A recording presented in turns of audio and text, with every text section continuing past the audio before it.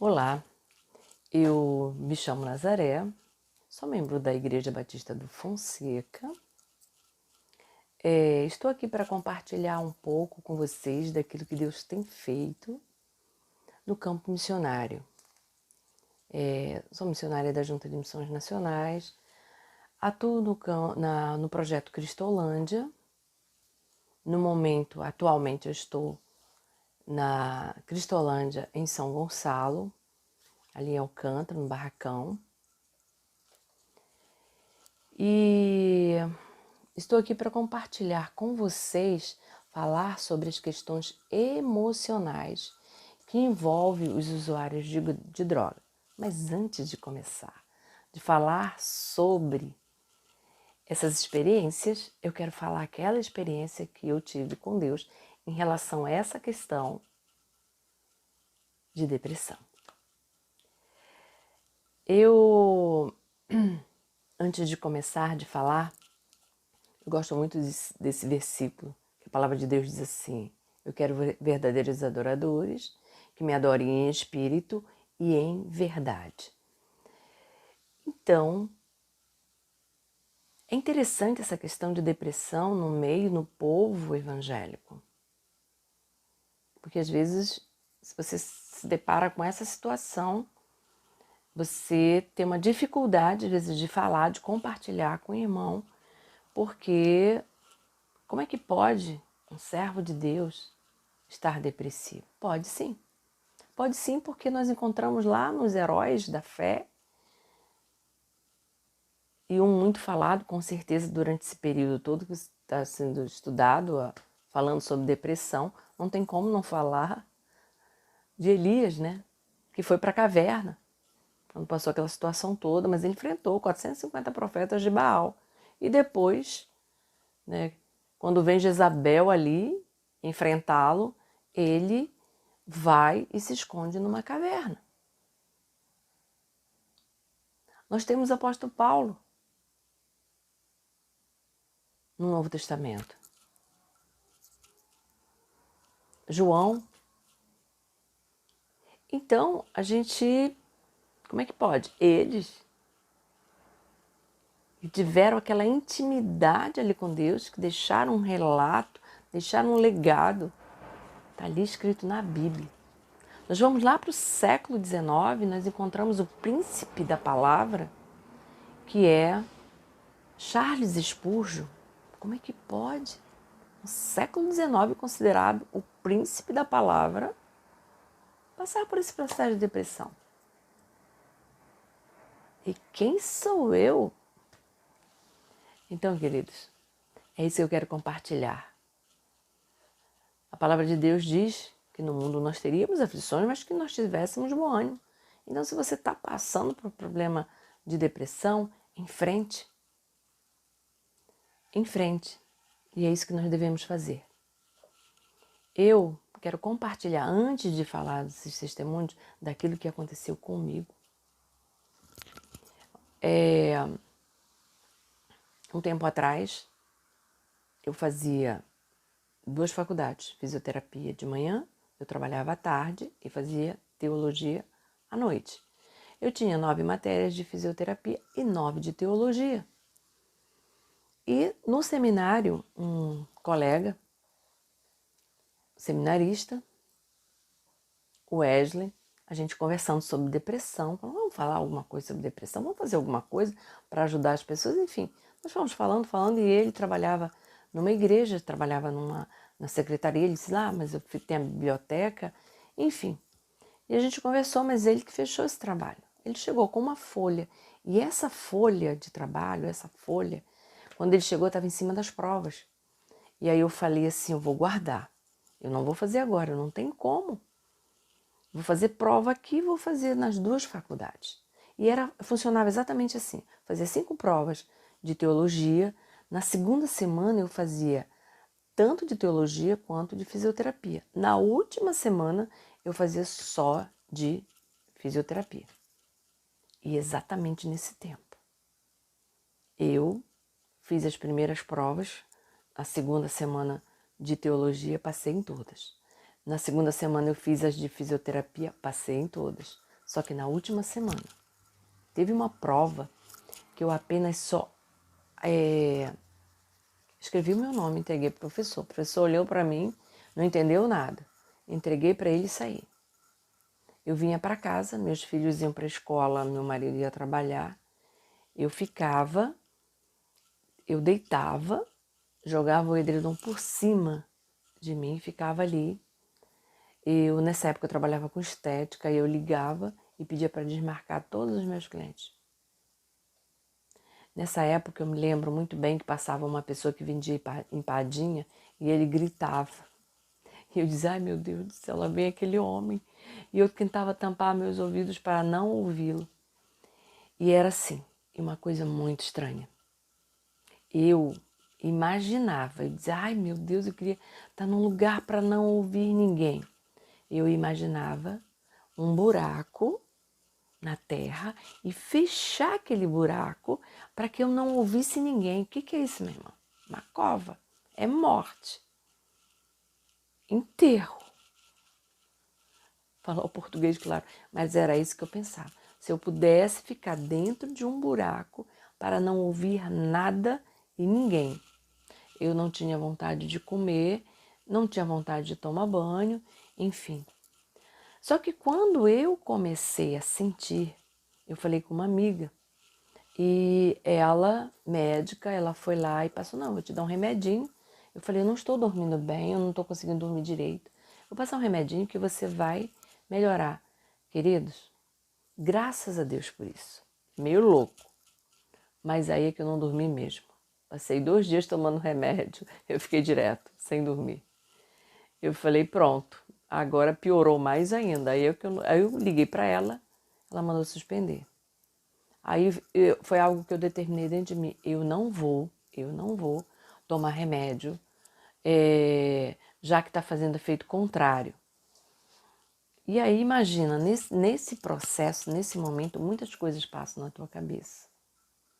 Mas aí voltando àquela questão daquele trabalho que eu tinha feito com o seminarista Wellington, que eu tinha guardado numa pasta, eu tinha um hábito, tenho um hábito de fazer uma pasta MI, muito importante e importantíssimo. Sei que eu coloquei esse trabalho dentro dessa pasta.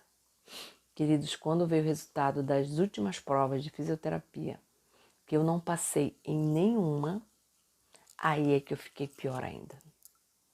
Aí é que eu não queria mais nada. Só que eu não queria que a minha família soubesse. Então eu fingia de uma certa forma para que eles não soubessem. E quando eles iam, eu gostava, eu ficava sozinha. Ninguém falava, aquele silêncio era isso que eu queria. Mas glória a Deus, porque um dia eu fazendo exatamente isso, ali deitada, me jogando, não fiquei muito tempo. Isso que eu estou falando, não fiquei muito tempo. E aí naquele dia eu deitei, joguei a coberta por cima e ficou aquilo me perturbando na cabeça assim, eu tenho 5 provas para fazer, como é que eu vou fazer? Tentei estudar e quem disse que eu aprendi? Não consegui absorver nada. Aí o que eu fiz? Eu deitei de novo. E aí vinha na minha mente, o que eu posso fazer? E eu me lembro que eu não conseguia externar a oração. Ficou na minha mente, eu fazia a oração literalmente na minha mente.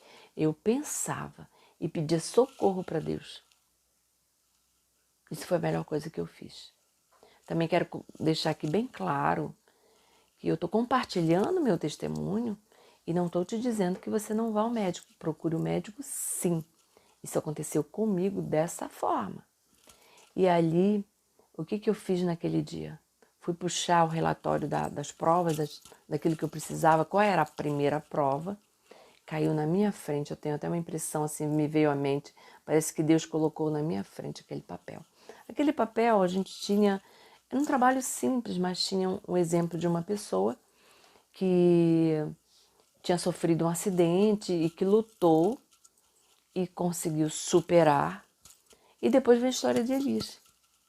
E aí eu sentei ali para ler aquele papel. Eu nunca me esqueço, porque eu não estava com vontade de ler. Mas a oração que eu estava fazendo na minha cama lá anteriormente, Na minha mente, Deus começou a agir. E eu sentei ali naquele sofá. E peguei aquele papel, sem paciência nenhuma para ler aquele papel. Mas eu peguei, forcei e li o papel. E foi interessante que eu fui lendo e foi esquentando meus pés. Sabe como eu defino a depressão?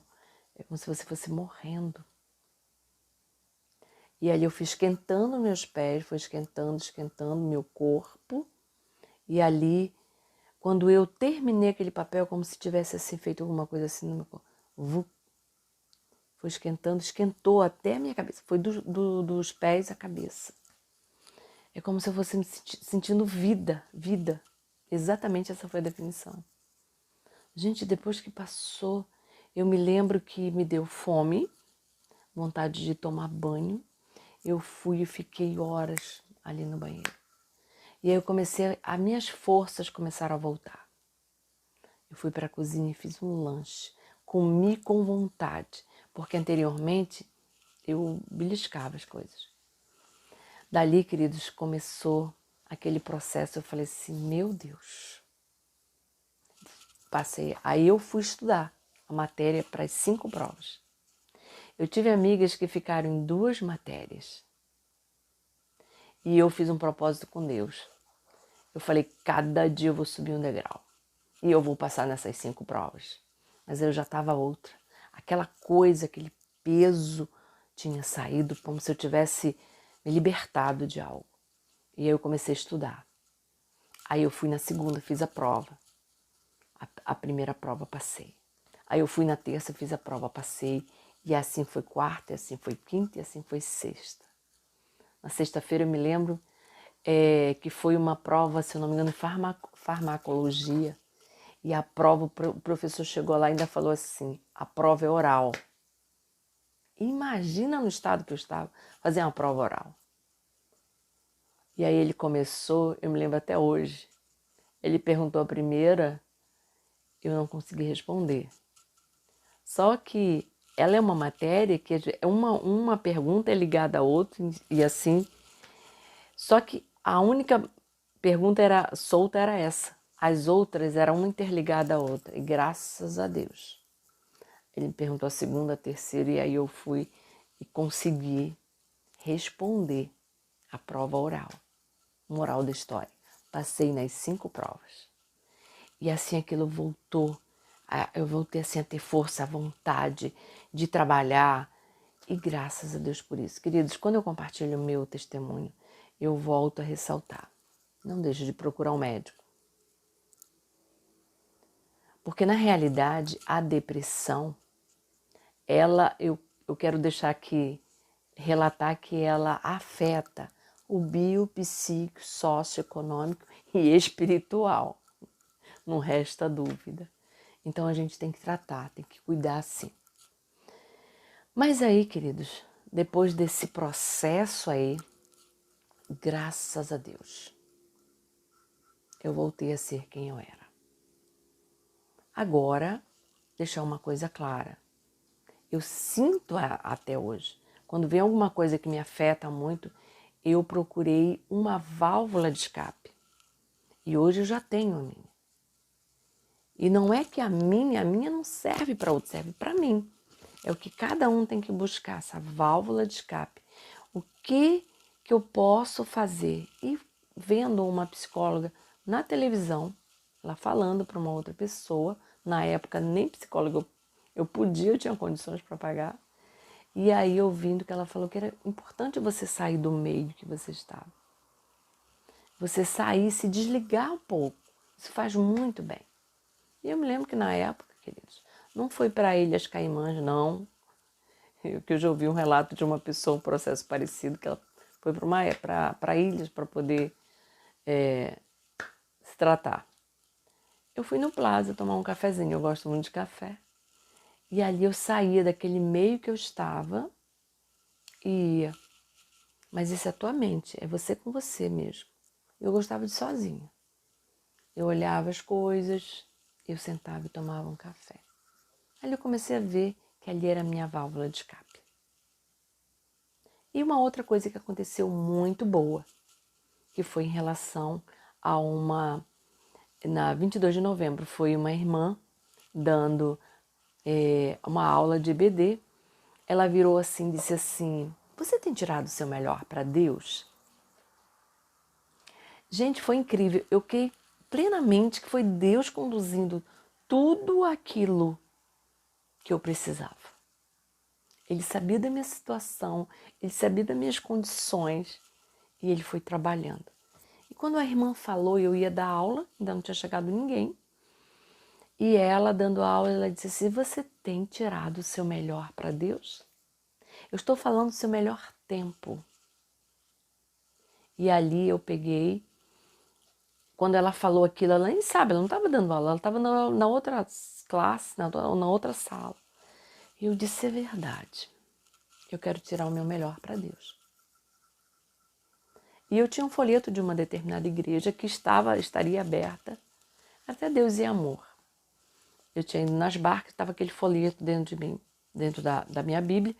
E aí eu disse assim: meu Deus, eu quero tirar o meu melhor. Olhei na minha agenda e vi que a minha agenda, quinta-feira, era cheia. Eu falei: não vou tirar os dias que não está cheio. É esse dia. E eu me lembro muito bem que a recepcionista disse assim: mas, dona Nazaré, amanhã é o dia de pagar o aluguel. Eu disse: pode desmarcar todo mundo. Pode desmarcar, vai conciliar outro horário, porque eu vou sair daqui 1 hora e eu só vou voltar, vou estar aqui 6 horas. Gente, eu fui para lá, sentei lá no final e fiquei ouvindo a palavra. Fiquei bebendo daquela palavra e aquele pastor estava falando, a impressão toda que eu tinha que ele estava falando comigo. E não tenho dúvida que era realmente comigo. Gente, eu voltei dali, uma outra pessoa, me sentindo bem comigo mesmo. E foi uma coisa interessante, não quero entrar, o testemunho é longo. Então Deus, ele tratou.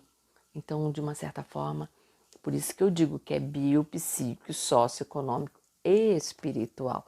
É importante você tratar do todo. E eu creio que Deus estava me preparando para o campo. Por que Deus estava me preparando para o campo? Porque a partir dali eu jamais imaginei que naquela época que eu iria estar no campo missionário.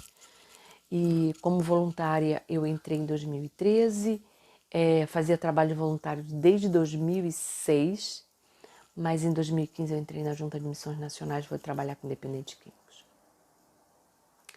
Queridos, é interessante, uma das coisas que tá em mim.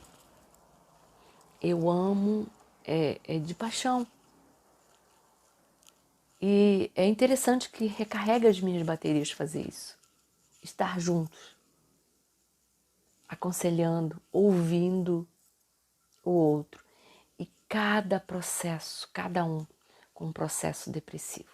Quero compartilhar um que eu não vou poder falar o nome, por questão ética até mesmo, porque essa pessoa, esse rapaz, ele ficava isolado. E aí eu disse: meu Deus do céu, comecei a me preocupar. Campo Grande era o lugar onde eu ficava. Ali, ele procurava sempre um lugar, ele nunca estava junto com os outros, distante. E como é grande lá, às vezes tem umas mesas embaixo da mangueira, eu comecei a chamá-lo. Eu quero conversar com você. E aí ele foi a primeira vez, não relatou quase nada, mas ali nós oramos. E aí depois eu fui ouvir a história dele. E a história dele. O que levou aquele rapaz para as drogas foi um ciúme compulsivo da esposa. E aí depois, já no segundo, uma terceira conversa, aí eu falei: você sabe onde está o seu problema? Que te leva para as drogas? É o ciúme. E foi logo de início, ele não queria concordar muito. E o interessante é igual ao depressivo, que não quer aceitar que ele está depressivo. Porque o dele envolvia depressão. Já profunda, porque ele só queria ficar isolado. E aí foi quando ele chegou à conclusão: é verdade, dona Nazaré. É isso que me leva. E ele começou a relatar todas as vezes o que aconteceu e que ele foi para onde? Buscar as drogas. Então ali a gente começou a conversar e ele começou a se soltar mais. Queridos, e eu louvo a Deus por isso. E ele disse assim, não, eu quero mudar, porque eu quero restaurar a minha família. E a gente começou a ver mudança.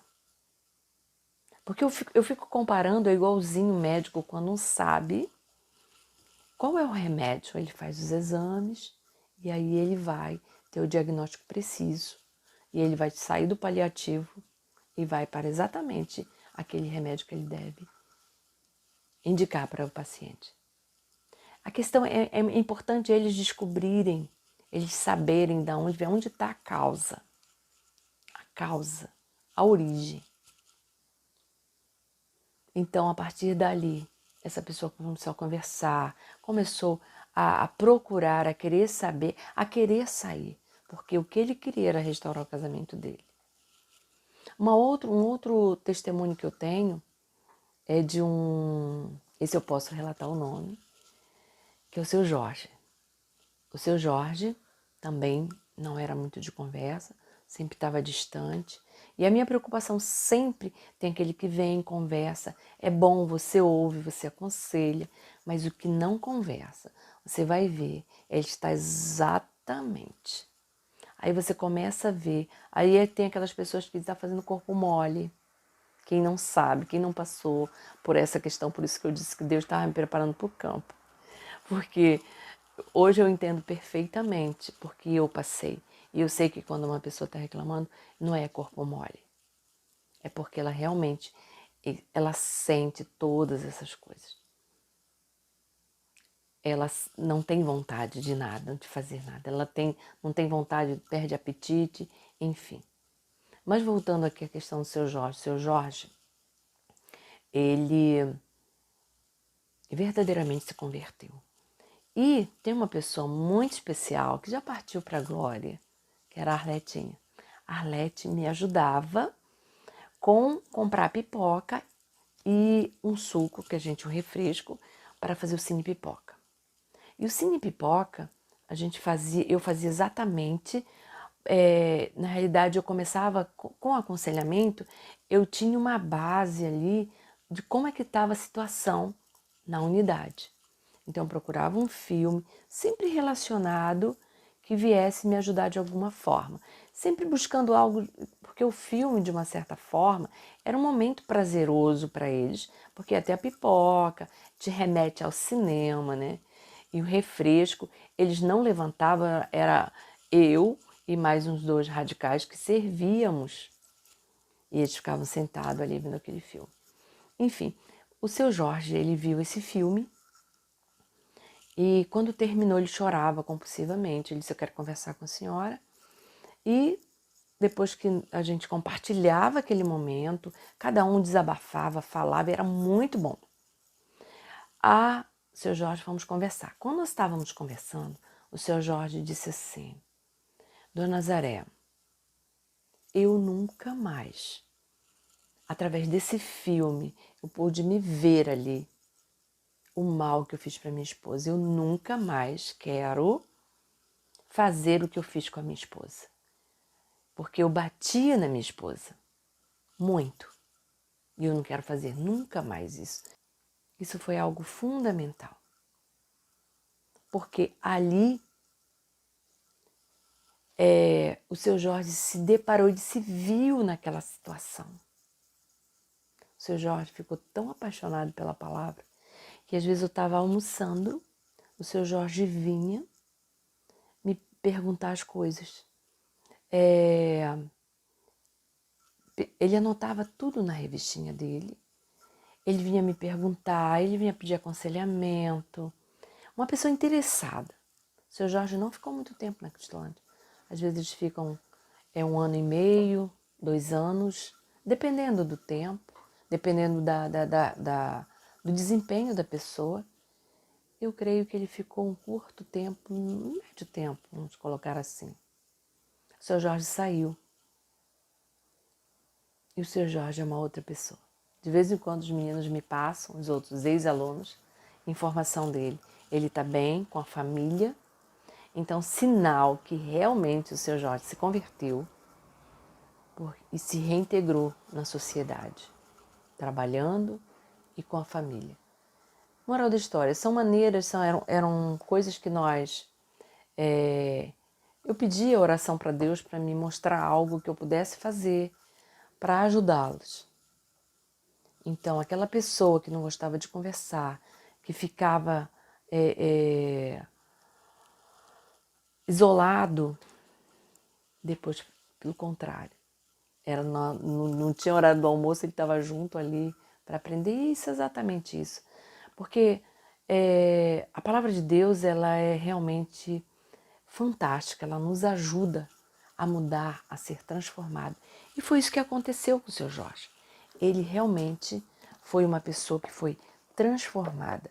E nada melhor do que fazer a coisa no tempo certo, né?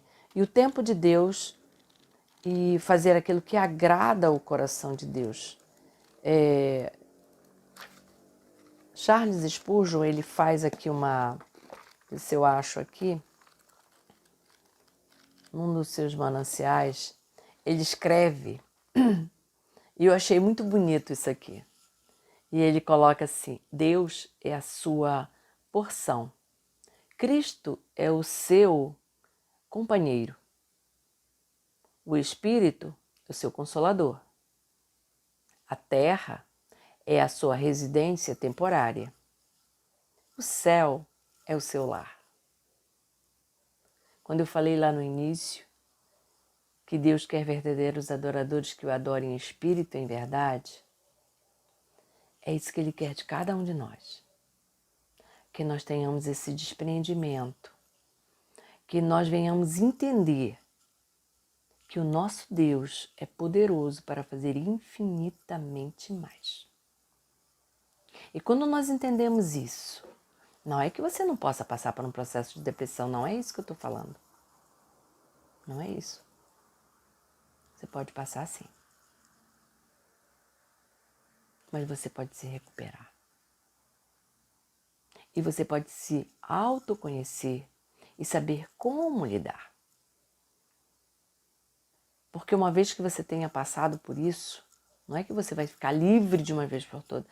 Eu, até hoje, às vezes quando vem coisas fortes, Deus me ensinou estratégias, maneiras, formas de como lidar. Não me sinto mais uma pessoa depressiva. Sei que passei. E que eu tenho que tomar cuidado sempre. É igual o usuário de droga.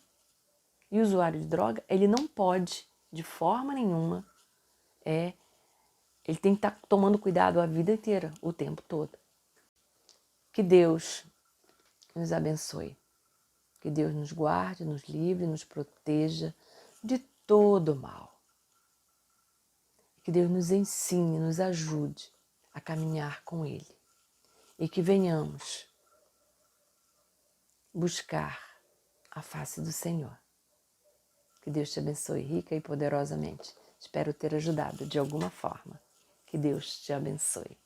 Amém?